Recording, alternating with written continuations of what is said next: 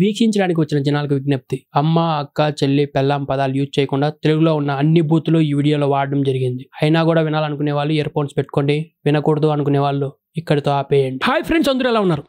మనం 1.5 years ముందు barbell pitch meetings మీద ఒక వీడియో చేయడం జరిగింది.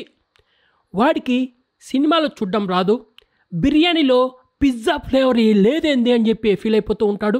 హాలీవుడ్ సినిమాలు చూసేసి తెలుగు సినిమాలు అలా లేవు ఎందుకని చెప్పి కథలు మింగుతూ ఉంటాడు. ఫారిన్ వాళ్ళకి ఎక్కువ మసాలా పెడితే సచ్చూరుకుంటారు. అలాగే మన ఇండియన్స్ మసాలా లేకపోతే తినలేరు. అలాగే సినిమాలు కూడా ఎవడికి టేస్ట్ తగ్గట్టు ఆడికి చేస్తారన్నమాట. అక్కడెక్కడికో వెళ్ళిపోయేసి ఈ సినిమాలు అలా లేవు ఎందుకని చెప్పి లవడా కథలు తెంగే బార్బెల్ పిచ్ మీటింగ్స్ మీద మనం లాస్ట్ ఇయర్ మనం ఒక వీడియో చేయడం జరిగింది. సో వీడికి సినిమాలు చూడడమే రాదు అని మనం వీడియో చేస్తే ఆడి ఫ్యాన్స్ రే నువ్వేంద్ర అట్లా తిడతావు, అలా తిట్టకూడదు అని చెప్పి చాలామంది నన్ను తిట్టారనమాట. కాబట్టి మనం ఆ ఎరిపుగ్గలకి మనం ఇప్పుడు చెప్పబోయేది ఏంటంటే, ఈసారి మనం బార్బెల్ పిచ్ మీటింగ్స్ని తిట్టడం లేదు, వాళ్ళ ఫ్యాన్స్కి అర్థమయ్యేలా చెప్పబోతున్నాం. ఇది సినిమాలు చూడడమే రాని మన బార్బెల్ పిచ్ మీటింగ్స్ గాడికి పాలిటిక్స్ అని చెప్పి అనాలిసిస్ చేశాడు. అది బురదకొంట అనాలిసిస్ అని నేను అనబోతున్నాను. ఎందుకంటే వైసీపీకి 100 నుంచి 120 సీట్లు వస్తాయంట. పొద్దున్నే బాత్రూమ్ రావాలి కానీ వైసీపీకి 2024 ఎలక్షన్లో అన్ని సీట్లు బొచ్చు కూడా రావు. సినిమా అనేది జనాలకు నచ్చేటట్టు తీస్తారు. ఇండియాలో మన సినిమా అంటే ఒక పండగలా చూస్తూ ఉంటాం. అట్లాంటిది 90% జనాలకు నచ్చిన సినిమా కూడా మనోడు వంకలు పెడతా ఉంటాడు. నాకు ఇది నచ్చలేదండి అని చెప్తూ ఉంటాడు. వీడికి నచ్చినట్టు సినిమాలు తీయాలంటే ఫిల్మ్ ఇండస్ట్రీ మొడ్డగుడిచిపోతుంది. అది ఈ బార్బెల్ పిచ్ మీటింగ్స్ గాడికి తెలీదు. సినిమా ఇండస్ట్రీని ఉద్ధరిస్తున్నట్టు ఇలా చెప్తే వాళ్ళు మారుతారండి, మారేటట్టు మనం చేయాలండి అని చెప్పి లవడా కథలన్నీ మింగుతూ ఉంటాడు. సినిమాల మీదే అంత హాఫ్ నాలెడ్జ్ ఉన్న మనోడికి పాలిటిక్స్ మీద ఎంత నాలెడ్జ్ ఉందో ఇప్పుడు మనం నిరూపించబోతున్నాం. Let's start our today's video.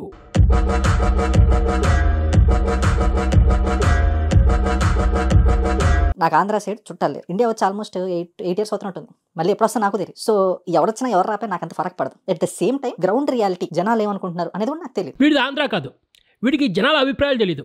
కానీ ఈ బంగారు కొండ గాల్లో దోచులేసేసి అనాలిసిస్ చేస్తున్నాడు. అనాలిసిస్ ఇది ఎలా ఉందంటే, ఆకుకి పాకుకి తేలా తెలియనోడు జానీ సిన్స్ గాడు కష్టపడిన 15 నిమిషాలు వీడియో చేసి అసలు ఇది మ్యాటరే కాదు, 2 గంటలు నేను చేయగలను, నేను పెద్ద తోపు కానీ అది ఆకుకి పాకుకి తెలియనోడు చెప్తాడనమాట. అట్లుంది ఈ పరిస్థితి. రియాలిటీ తెలియనోడు అనాలిసిస్ చేయడం ఏంది బంగారు కొండ. పెద్ద పెద్ద సర్వే కంపెనీలు కూడా అందరినీ పోయే బాబో నువ్వు ఎవరికి ఓడేస్తావు, బాబో నువ్వు ఎవరికి ఎత్తావు అని చెప్పి అడుక్కునే అనాలిసిస్ చేస్తారు. ఆ మాత్రం కామన్ సెన్స్ లేకుండా నువ్వు ఎలా బాబు అలా చేస్తున్నావు బంగారు కొండ. మోర్ దెన్ 100 seatsతో వైసీపీ వస్తుంది మళ్ళీ. So that does not mean it's the best government. వీళ్ళు జఫా వాళ్ళ తోపు అట్లా కాదు. చెప్తా ఎందుకో కూడా చెప్తా. 100 to 120 మధ్యలో వైసీపీ పార్టీకి వచ్చేస్తుంది. మన తెలుగు ఫిల్మ్ ఇండస్ట్రీలో మూవీస్ కలెక్షన్స్ ఎంత ఫేకో ఈ యొక్క అనాలిసిస్ కూడా అంతే ఫేక్ అనమాట. ఈ యొక్క నెంబర్స్ కూడా అంతే ఫేక్గా ఉంటాయి. మీకు అది అర్థం కావట్లా. ఆల్మోస్ట్ యునైటెడ్ ఆంధ్రప్రదేశ్లో సీఎం అయ్యే అంత మెజారిటీ ఒక్క స్టేట్లో వచ్చింది. అప్పుడు సిచ్యువేషన్ వేరు.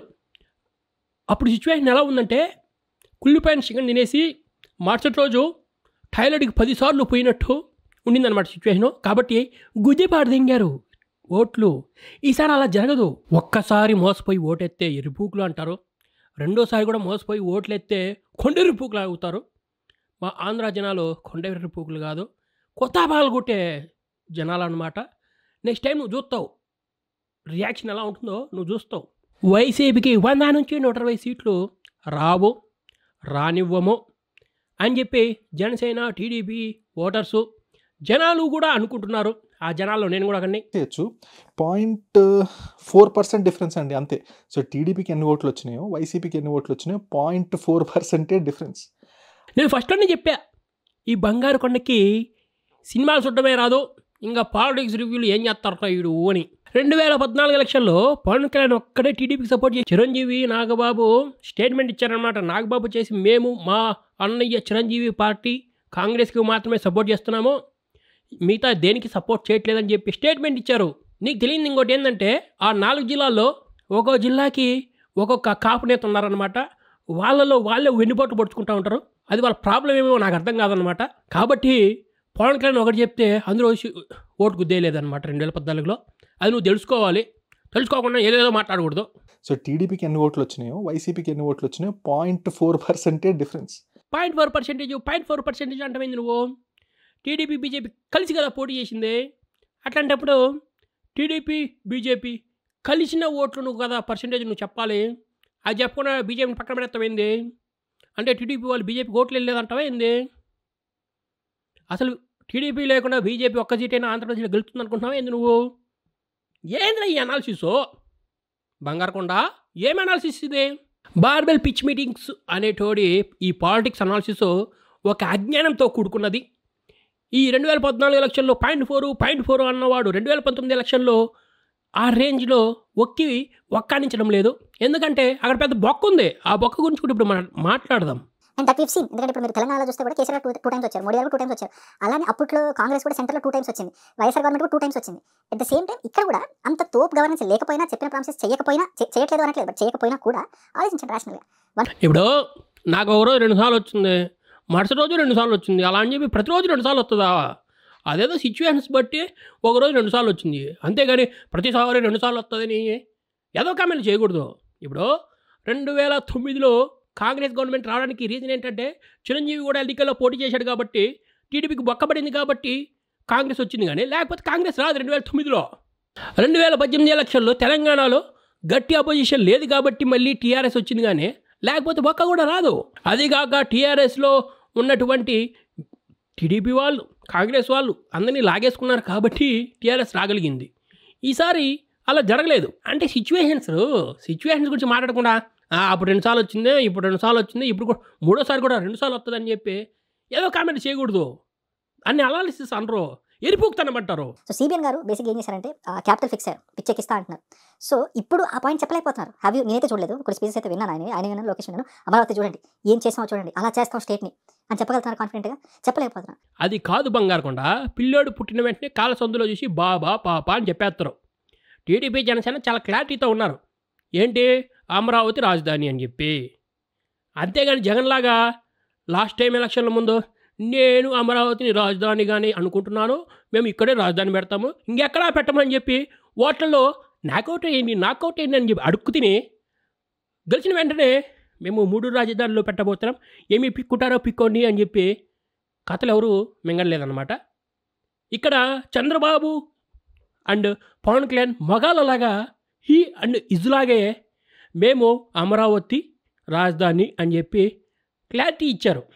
జగన్మోహన్ రెడ్డి లాగా అప్పుడు గెలవకముందు ఒకలాగా, గెలిచిన తర్వాత ఇంకోలాగా ఎల్జీబీటీక్యూ వేషాలు వేయలేదు, వెయ్యరు. కోర్టు ఎన్నిసార్లు మెట్టి దెబ్బలు వేసిందో తెలుసా 3 రాజధానులు అన్నప్పుడు? వీళ్ళు మాకు 3 రాజధానులు కావాలి అని చెప్పి హైకోర్టులో ఒక పిటిషన్ పెడితే హైకోర్టు తీర్పు ఇవ్వకముందే వీళ్ళు వెళ్ళి మేము ఆ పిటిషన్ తీసేసుకుంటున్నాము ప్లీజ్ ప్లీజ్ ప్లీజ్ అంటే హైకోర్టు మెట్టుతో కొట్టి ఇది క్యాన్సిల్ చేస్తున్నాం, ఫ్యూచర్లో కూడా ఇలాగ 3 రాజధానులు అని చెప్పి మీరు ఏషాలు వేయొద్దు అని చెప్తే మనోళ్ళకి ఖాళీ సుప్రీంకోర్టుకి పోతే సుప్రీంకోర్టు కూడా హైకోర్టుదే కరెక్టు అని చెప్పేసింది అనమాట. దీన్ని బట్టి ఇంకేం తెలిసిందంటే 3 రాజధానులు అనేది 3 నాళ్ళ ముచ్చటే. అది జగన్ యొక్క అసమర్థ కోరిక కానీ అది రియాలిటీలో జరిగేది కాదు. వైజాగ్లో మేము పర్యాటకాన్ని అభివృద్ధి చేస్తున్నాం అని చెప్పి మన ఋషికొండకు బొక్కకు పెట్టి అదే పనిగా సీఎం కార్యాలయం కట్టుకున్నారన్నమాట. దానికి పర్మిషన్ ఎలా తీసుకున్నారు? మేము పర్యాటకాన్ని అభివృద్ధి చేయబోతున్నాం, మేము ఇక్కడ రిసార్ట్లు పెట్టబోతున్నాం అని చెప్పి పర్మిషన్ తీసుకున్నారనమాట. దానికి కోర్టులు అని ఓకే అన్నాయి. ఇప్పుడు మేము లేదు అది దానికి పని కాదు, మేము సీఎం ఆఫీస్గా పెడతామంటే మళ్ళీ హైకోర్టు ఏమనింది, మెట్టు దెబ్బలు కొట్టింది. దాంతో వీళ్ళు ఏం చేశారు, ఇప్పుడు జాయిన్ అవ్వలేకపోతున్నారు. లేకపోయింటే ఎలక్షన్స్ ముందు మా జగనన్న వాళ్ళ వైపు ఇద్దరు కలిసి ఆ ప్యాలెస్లోకి వెళ్ళి గృహప్రవేశం చేసేటోళ్ళు. ఇప్పుడు అది జరగడం లేదు. ఎందుకు జరగడం లేదంటే, ఇప్పుడు నువ్వు ఒక ఇంటిని మేము ఫ్యామిలీ ఉండబోతున్నామని చెప్పి రెండుకు తీసుకొని లజ్జల కొంప నడిపితే ఏమంటారు, మెట్టుతో కొడతారు కదా. అలాగే నువ్వు దేనికి పర్మిషన్ తీసుకున్నావు దానికి వాడుకోవాలి, దేనికి పడితే దానికి వాడుకోకూడదు. అది మినిమం కామన్ సెన్స్. అది లేనిది మన సీఎంకి చూసుకున్నట్టు కాదు. కానీ నాకేమనిపిస్తుంది అంటే, జనాలు వచ్చి జాబులు ఇవ్వండి అంటే ఎందుకు ఇవ్వాలరా మీకు జాబులు? మీరు చదువుకోలేదా? మీ బతుకు మీరు బతకండి, గవర్నమెంట్ వచ్చి ఎందుకు మీకు జాబులు ఎతికించాలి అని నా ఫీలింగ్.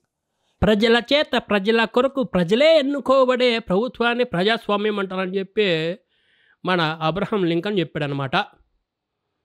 అంటే ఇప్పుడు ప్రజలు ఒక ప్రభుత్వాన్ని ఎన్నుకునేది నువ్వు మాకు మంచి చేయరా ఉండమొప్పి అని చెప్పి ఎన్నుకుంటారు. అంతేగాని మా అందరం మేమే బతికేస్తూ ఉంటాము, నువ్వు చూస్తా కూర్చోండ్రా ఎర్రిపూక అని చెప్పి ఎవడు ప్రజలు అంటారు అనమాట.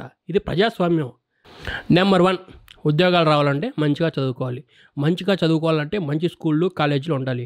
మంచి స్కూళ్ళు కాలేజీలో బాగా చదువుకోవాలంటే మంచి టీచర్లు ఉండాలి. ఆయా సబ్జెక్టులకు సంబంధించిన టీచర్లు బాగా చెబుతూ ఉండాలి. ఇవన్నీ సక్రమంగా జరగాలంటే గవర్నమెంట్ సక్రమంగా ఉండాలి. వీటన్నిటికీ గవర్నమెంట్ లింక్ అనమాట. అవన్నీ తెలియకుండా నువ్వు ఒక డాష్ తిట్టాలని ఉంది, కానీ నీ అజ్ఞానానికి, నీ యొక్క అంధత్వానికి, నీ యొక్క అసమర్థతకి ఏమీ చెప్పలేకపోతున్నాం. డిఎస్సి ఆంధ్రాలో ఎన్ని సంవత్సరాల ముందు పోస్టులు పడ్డాయి నీకు తెలుసా? మా స్కూల్లో ఇంగ్లీష్ మీడియం అని చెప్పేసి ఒక అనౌన్స్మెంట్ ఇచ్చేసి ఎంతమంది టీచర్లకి ఇంగ్లీష్ సరిగా చెప్పడం వచ్చో నీకు తెలుసా? అక్కడ ఒక్కో సబ్జెక్టుకి ఎంతమంది టీచర్లు కరెక్ట్గా ఉన్నారో నీకు తెలుసా? ఇవన్నీ తెలియకుండా గవర్నమెంట్ ఇదేం లేదు, నీకు నువ్వు చదువుకో అని చెప్పి ఏమీరా వ్యాపారం పెడతావు? అది కాదు బార్బులో. ఇప్పుడు 30 ఏళ్ళు వచ్చి ఉంటాయి, నువ్వు 8 సంవత్సరాల ముందు అమెరికాకి వెళ్ళావంటే కాలేజ్ అయిపోయిన వెంటనే నువ్వు అమెరికాకి వెళ్ళిపోయావు. దీన్ని బట్టి నువ్వు లోన్ తీసుకొని వెళ్ళి ఉంటావు, లేకపోతే మీ ఇంట్లో వాళ్ళు పెట్టుంటారు, ఏదో ఒకటి చేసి నువ్వు అమెరికాకి వెళ్ళాలనుకున్నావు. వీసా ఇంటర్వ్యూలో నువ్వు ఏం చెప్పి ఉంటావు?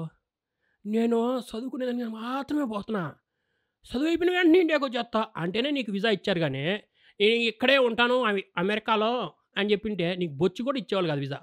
కరెక్టా రాంగా చెప్పురా? కరెక్టే కదా. అది ఎందుకు?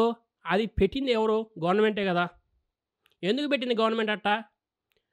ప్రపంచంలో ఉన్న దేశాలందరూ అమెరికాకి వస్తే అమెరికాలో ఉండే వాళ్ళు మడ్డగుడిచిపోతారని చెప్పి అలా పెట్టారు కదా. అదే ఒక గవర్నమెంట్ తీసుకున్న నిర్ణయమే కదా. కామన్ సెన్స్ రా బార్బీలో, కామన్ సెన్స్. గవర్నమెంట్ అనేది కరెక్ట్గా ఉంది కాబట్టి అమెరికాలో మీకు వేజెస్ కరెక్ట్గా ఉన్నాయి కాబట్టి అక్కడైతే ఒక గంటకి సంపాదించేది ఇక్కడ ఒక రోజుకి సంపాదించే దాంతో సమానం కాబట్టి మీరు అక్కడ బాగా డబ్బులు మింగచ్చు కాబట్టి అక్కడికి వెళ్ళారు. కానీ లేకపోతే ఒక ఆఫ్రికా లాగా ఉంటే మీరు బొచ్చు కూడా వెళ్ళరు కదా అమెరికాకి. అంటే అక్కడ గవర్నమెంట్లు బాగున్నాయి కాబట్టి, మంచి పే ఇస్తున్నారు కాబట్టి, మంచి లైఫ్ ఉంటుంది కాబట్టి, మంచిగా లాలు అక్కడ ఉన్నాయి కాబట్టి మీరు అక్కడికి వెళ్ళారు. లేకపోతే వెళ్ళరు కదరా. ఇదంతటికి కారణం ఎవడరా? ముండా మోపి గవర్నమెంటే కదరా. ఓ తిట్టమని చెప్పాం కదా, సారీ రా. ముండా మోపి కాదు నువ్వు, బంగారు కొండ. కామన్ సెన్స్ ఉండాలి రే. గుడ్డు పెట్టే కోడికి గుద్ద నొప్పి తెలుస్తుంది. ఎవరో పెట్టిన గుడ్డుకి నీకు ఇచ్చేశారు కాబట్టి నీకు గుద్ద నొప్పి తెలియలే. ఎవడు గుద్ద నొప్పి ఆడుకుంటుంది, నువ్వు కుత్తా మూసుకొని ఉండాలా. గవర్నమెంట్కి బొచ్చు పీకేదానికి ట్యాక్స్లు కడుతున్నాం మేము. అసలు నిన్ను కాదు అనాల్సిందే. నీలాంటి వాళ్ళని, నీలాంటి హాఫ్ నాలెడ్జ్ గాలని, నీలాంటి హాఫ్ బ్రెయిన్ గాలని, నీలాంటి అంధత్వంలో ముడుకుపోయిన వాళ్ళని ఎంకరేజ్ చేస్తున్నాడు చూడు, ఆ ఎరుపు గాలం కొట్టాలి మెట్టుతో. నేను అనడం అసలు తప్పే కాదు. Based on the numbers and momentum that I'm seeing, Jagan గట్టి కొట్టేస్తాడబ్బా అన్న వాడు నమ్మలా. అది జరిగింది. సో ఈసారి కూడా అదే నెంబర్స్ అప్పుడు ఇప్పుడు చూసి ఈసారి కూడా చెప్తున్నాను, నువ్వు మాటికి 2019 ఎలక్షన్ తీసుకోవద్దు. అప్పుడు జరిగిన పెంట నీకు తెలియదు, తెలిస్తే నువ్వు ఇట్లా మాట్లాడవు. నువ్వు ఒక పేటీఎం కుక్కవు కాబట్టి తెలంగాణ ఎలక్షన్ గురించి నువ్వు మాట్లాడలేదు. ఆంధ్ర గురించి ఎందుకు మాట్లాడుతున్నావు అంటే నువ్వు ఆడి క్యాస్ట్ అయి ఉండొచ్చు, లేకపోతే ఆడి క్యాస్ట్ అయిన వాళ్ళు నిన్ను కింద నుంచి బాగా ఎక్కించుండొచ్చు కాబట్టి నువ్వు ఈ వీడియో చేసావు. కానీ లేకపోతే నువ్వు చేసేవాడివి కాదు. నీకు పాలిటిక్స్ మీద అనాలిసిస్ చేయాలి అనుకుంటే నువ్వు తెలంగాణ ఎలక్షన్స్ మీద చేయి ఉండాలి.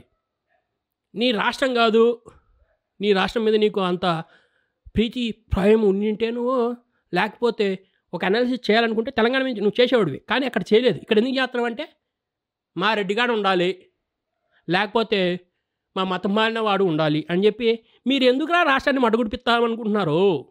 నేను ఎందుకంటే పేటీఎం కుక్కలు అంటున్నానంటే వీళ్ళ జీవితం అంతా ఒక ముసుగులో ఉంటారనమాట. లాస్ట్ టైము శ్రీరెడ్డి, కత్తి మహేష్ కుక్క సౌద ఇచ్చినప్పుడు వైఎస్ఆర్సీపీ డబ్బులు ఇచ్చిందనమాట. ఎందుకంటే అప్పుడు టీడీపీ గవర్నమెంట్ని బాగా ఇబ్బంది పెట్టాడు. నెక్స్ట్ శ్రీరెడ్డికి వచ్చేసి పవన్ కళ్యాణ్ అమ్మనాబుద్ధులు తిట్టేసింది. ఆ అమ్మనాబుద్ధులు తిట్టడం వల్ల ఇక్కడ ఎలాగూ మనకి జనసేన గెలవదు కాబట్టి మనం టీడీపీకి ఆపోజిట్గా ఓటేయాలని చెప్పి వైఎస్ఆర్సీపీకి ఇచ్చారు. అందుకోసమే తూగోజు, పాగోజు, కృష్ణా, గుంటూరులో వీళ్ళకి పట్టుమంటే 10 సీట్లు కూడా రాలేదు. ఈసారి దీని అమ్మ జీవితం వైసీపీకి 5 సీట్లు వస్తే గొప్పరా రే. 4 జిల్లాల్లో 5 సీట్లు రావు.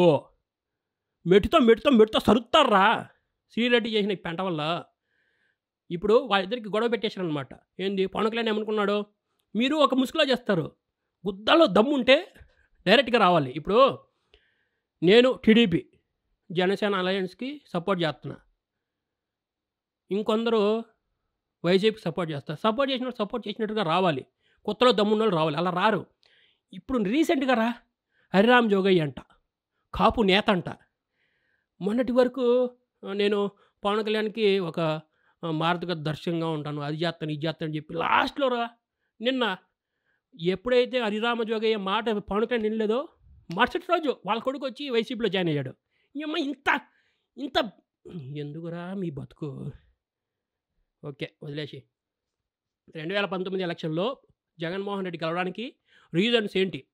ఒకటి, వైజాగ్లో ఆయన్ని కత్తి మీద పొడిచారని చెప్పి కోడి కత్తితో అబ్బా నేను ఆంధ్ర పోలీసుని నమ్మనని చెప్పి హైదరాబాద్కి వెళ్ళిపోయి హైదరాబాద్లో పడుకొని అక్కడ వాడు నా మెడ మీద గోచుతా అనుకున్నాడు, కాకపోతే భుజంలో దిగిపోయింది, అది నేను పీకిన రావట్లేదంటే ఎన్ఐఏ వాళ్ళు చూట్పోతా చాలా అన్నాడంట. అంటే అబద్ధాలు చెప్తున్నాడు ఈ బామర్ది గాడు అని మీనింగ్. దాంతో మన వైసీపీ అభిమానులు అయ్యా బాబోయ్ మా జగన్ సభ్యస్తున్నారా బాబు, అందుకోసం మనం ఓటు వేయాలరా బాబు అనుకొని ఓటేశారు. అది మొదటి కారణం. 5 సంవత్సరాల తర్వాత అదే బెడ్స్ కొట్టింది. ఈసారి అది ఒక కోడికత్తి అనేది ఒక డ్రామా అని తెలిసిపోయింది.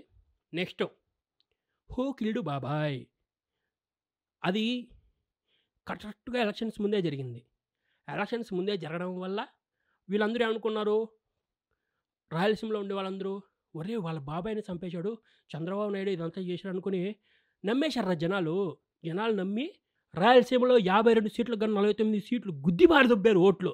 ఈసారి గెలిచే దమ్ముందా? హాఫ్ సీట్లు కూడా గెలవలేరు ఈసారి. అంటే జనాలు ఇప్పుడు ఎవడు చంపాడు అనేది తెలిసిపోతుంది.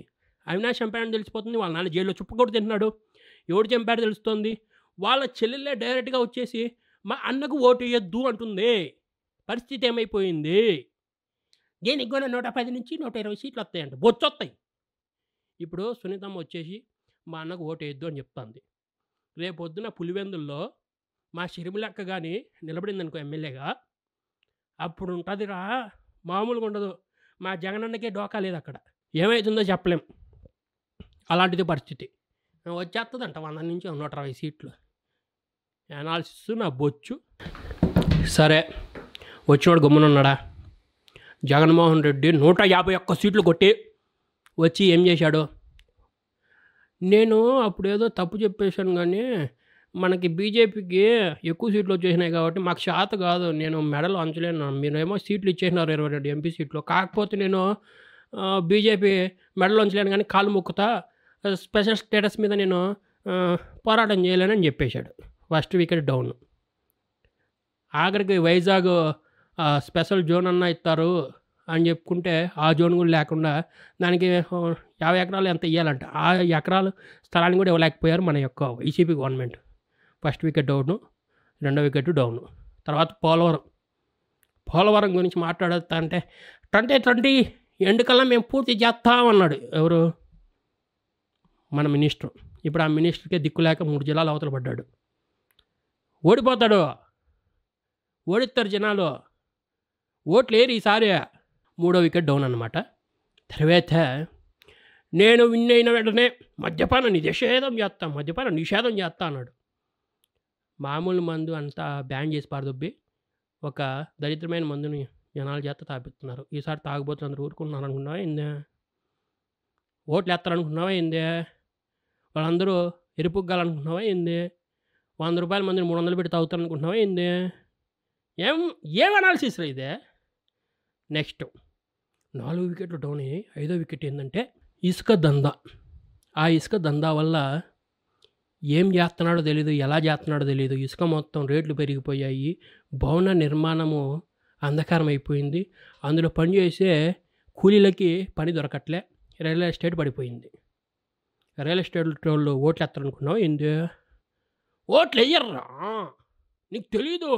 నువ్వు అక్కడెక్కడో అమెరికాలో కూర్చొని ఏసీ కింద పనులు చేసుకుంటా నీకు ఎవడో ఎక్కిస్తే దానికి వచ్చేసి నేను చూశానంటే 100 నుంచి 120 వస్తాయి సీట్లు అంటే బొచ్చొస్తాయి. యాడ్ నుంచి వస్తాయి నీకు? వీళ్ళందరూ ఓట్లు ఎత్తే వస్తాయ్యా, వీళ్ళందరూ ఓటు వేయకుండా ఎక్కడి నుంచి వస్తాయ్యా? నెక్స్ట్ ముఖ్యంగా గవర్నమెంట్లు సిబిఎస్ రద్దు వచ్చిన వెంటనే 2 వారాల్లో చేస్తాడు. వచ్చిన తర్వాత ఏం తెలిసిందే? వాళ్ళకి సిపిఎస్ రద్దు చేస్తే గవర్నమెంట్ మొగ్గ గుడిసిపోతుందని తెలిసి సిపిఎస్ నేను రద్దు చేయను అన్నాడు. అంటే ఇప్పుడు గవర్నమెంట్ ఉద్యోగులు ఓట్లు ఎత్తారనుకున్నావు ఏంది? ఇంతమంది ఓట్లు లేకుండా నీకు ఎట్టొస్తాయి నా 110 నుంచి 120 సీట్లు యాడ్ నుంచి వస్తాయి? యాడు వస్తాయి? లాస్ట్ టైం ఇవన్నీ చేయడం వల్ల ఓట్లు వచ్చాయి.